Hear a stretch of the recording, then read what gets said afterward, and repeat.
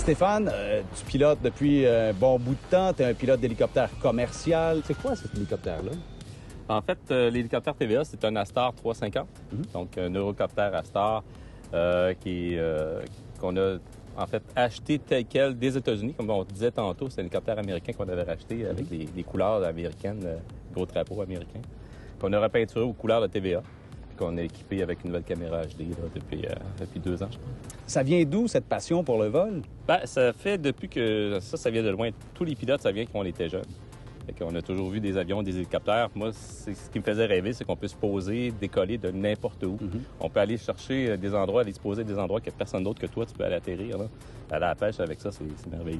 André, c'est ton coéquipier qui, lui, opère la caméra et qui nous permet d'apprécier donc les images aériennes. C'est quoi le plus gros défi auquel vous faites face? Peut-être le veto. C'est le veto, puis le temps de réponse aussi. Le temps de réponse, oui. Oui, le temps de réponse. Vous êtes comme des pompiers un peu, là. Vous êtes au hangar, c'est à Mascouche, chez Passeport Hélicoptère. Exactement, oui. Et là, vous attendez qu'on vous appelle ou pas. S'il y a un événement, une manifestation, un accident majeur, un désastre naturel, vous êtes au rendez-vous. Exactement. Donc, on est en stand-by. Durant la journée, on a d'autres préoccupations, on a d'autres travail aussi de bureau à faire. Mais s'il arrive quoi que ce soit, bon, on descend, l'hélicoptère est déjà prêt le matin, on est déjà à l'extérieur, on est prêt à partir. Puis s'il y a quoi que ce soit, on est toujours en attente. Est-ce que les trucs délicats auxquels vous êtes confrontés, des scènes d'accident, vous êtes aux premières loges, vous avez une caméra qui vous permet de voir à quelle distance? C'est impressionnant, les images de cette caméra. Écoute, je te dirais, on peut aller chercher facilement, lire une plaque de voiture à 5-6 km de distance. Là, on est capable de zoomer puis aller chercher la plaque de l'auto, puis sans problème. Là. Puis quand on le voit, l'hélico dans le ciel, nous, quand on est au sol, vous êtes à quelle altitude à peu près? On se maintient à peu près à 1000-1500 pieds sol. OK. On peut être quand même assez haut avec le zoom. On va chercher quand même assez de détails, même des fois peut-être trop. Oui, c'est ça.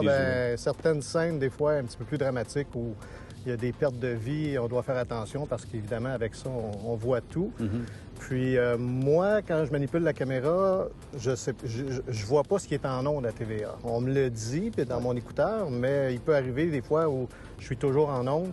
Donc, il faut que je sois prudent dans mes cadrages puis dans qu'est-ce que je monte. Il faut pas que j'aille trop proche s'il y a des victimes ou des trucs du genre. On ne veut pas trop en montrer non plus.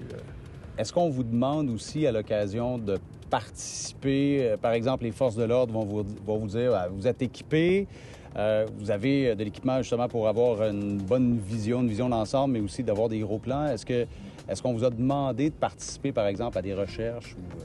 Je pense pas que ce soit des demandes officielles qui sont faites. Je pense plus que c'est TVA qui offre ces services. Okay. Si je prends l'exemple de M. Savoura, quand il s'est écrasé avec son hélicoptère, on a participé pendant 2 jours. Là, comme on a effectivement la caméra qui nous permet de voir assez loin puis certains détails qu'on peut peut-être manquer à l'œil nu, c'est sûr que ça nous aide. Ou si parfois il y a des recherches... On va couvrir un événement sur le fleuve, des noyés, des personnes disparues. Bien, on va prendre l'initiative de faire des passes d'hélico là, pour essayer de voir si on ne peut pas aider les policiers ou les services d'urgence à accomplir leur travail. C'est quoi l'importance de votre travail d'équipe? Un qui pilote, l'autre prend les images. André va faire ses prises, ses shots. Moi, j'ai une caméra en avant aussi, je vois les shots. Fait que je suis capable de positionner l'hélico pour essayer d'aller chercher entre 2 arbres, un building, pour essayer d'aller chercher vraiment ce que André veut filmer. Fait qu'on a une bonne communication en vol. À part du temps, après ça, je tourne en rond. Puis... Oui, puis des fois aussi, comme Stéphane est toujours en contact avec la tour de contrôle, il peut être avisé qu'il y a un autre hélicoptère ou un avion qui est dans le secteur. Pour Stéphane, c'est important de l'avoir en visuel, puis des fois, il ne voit pas nécessairement tout de suite. Donc là, moi, je lâche mes trucs, puis on essaie de repérer où est l'intrus.